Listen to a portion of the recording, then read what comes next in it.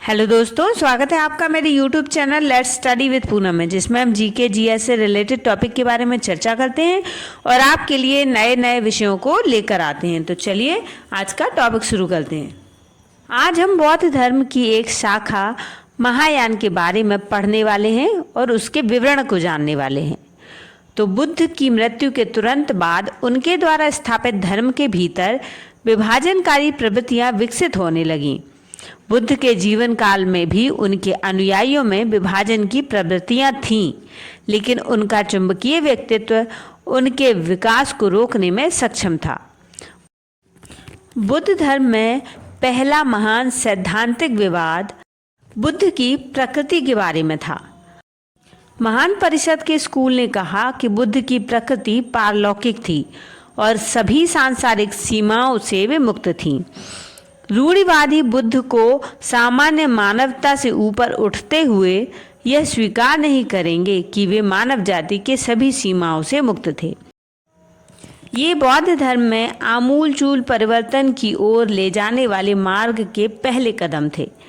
प्रगतिशील समूह ने खुद को महायान, महान वाहन यानी मोक्ष की व्यापक योजना नाम दिया। अपमानजनक तुलना के साथ उन्होंने पुराने जमाने के धर्म को हीनयान यानी छोटा वाहन यानी व्यक्तिगत मोक्ष की योजना कहा।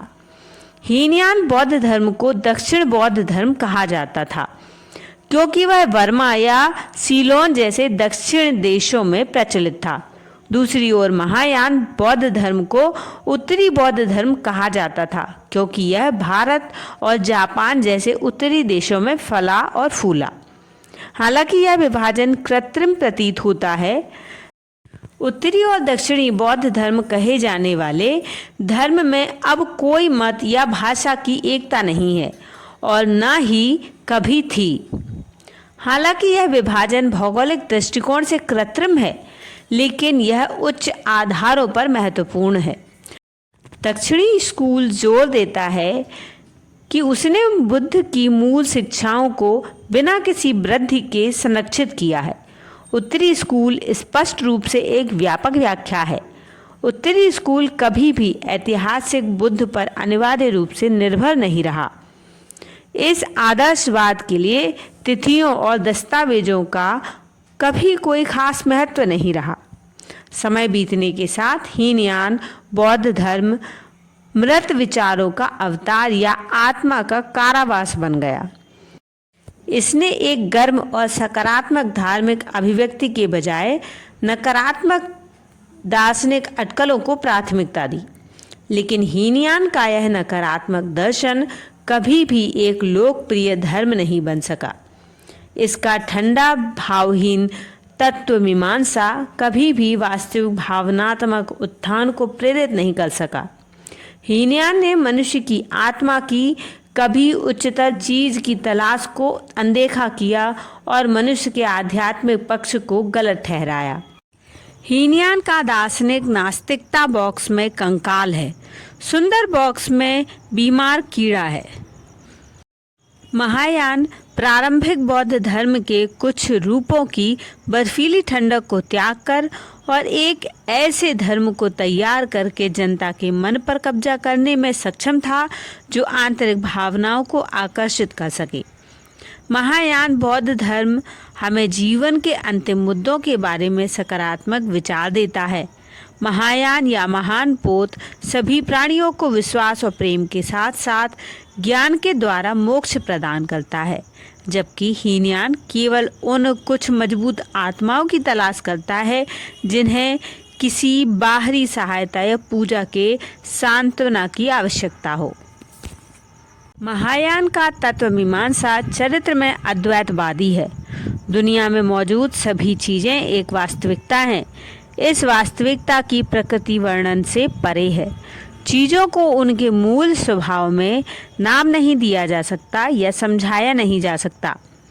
उन्हें किसी भी रूप या भाषा में पर्याप्त रूप से व्यक्त नहीं किया जा सकता। ये धारणा की सीमा से परे है और उनकी कोई विशिष्ट विशेषता नहीं है। उनमें पूर्ण समानता है और वे न तो परिवर्तन के अधीन है न ही विनाश के। वे और कुछ नहीं बल्कि एक आत्मा है जिसके लिए तथाता एक और पदनाम है। महायान बौद्ध अनुभव की दुनिया को वास्तविक नहीं बल्कि असाधारण मानते हैं। वे इसे माया, मृग तृष्णा, बिजली की चमक या झाग से तुलना करते हैं। महायान बौद्ध धर्म के संस्थापक भारतीय भिक्षु और दार्शनिक नागार्जुन थे। नागार्जुन ने दूसरी शताब्दी में मध्यमक की स्थापना की। मध्यमक को शून्यवाद या शून्यता सिद्धांत के नाम से भी जाना जाता है। महायान बौद्ध धर्म के बारे में कुछ और बातें भी अब हम जान लेते हैं। महायान धर्म को ग्रेटर व्हीकल भी कहा जाता है। महायान बौद्ध धर्म में मूर्ति पूजा को बढ़ावा दिया गया है। महायान बौद्ध धर्म में गौतम बुद्ध को एक दिव्य सत्ता माना जाता है। महायान बौद्ध धर्म का पालन चीन, दक्षिण कोरिया, जापान और तिब्बत के अधिकांश भाग में किया जाता है। माध्यमिक उपसंप्रदाय का मूलभूत ग्रंथ मूल मध्यम कारिका है। महायान बौद्ध धर्म के अनुयायियों के अनुसार केवल बुद्ध और बोधिसत्व ही मोक्ष प्राप्त करने के लिए मदद कर सकते हैं। महायान बौद्ध धर्म बुद्ध की दिव्यता में विश्वास करता है।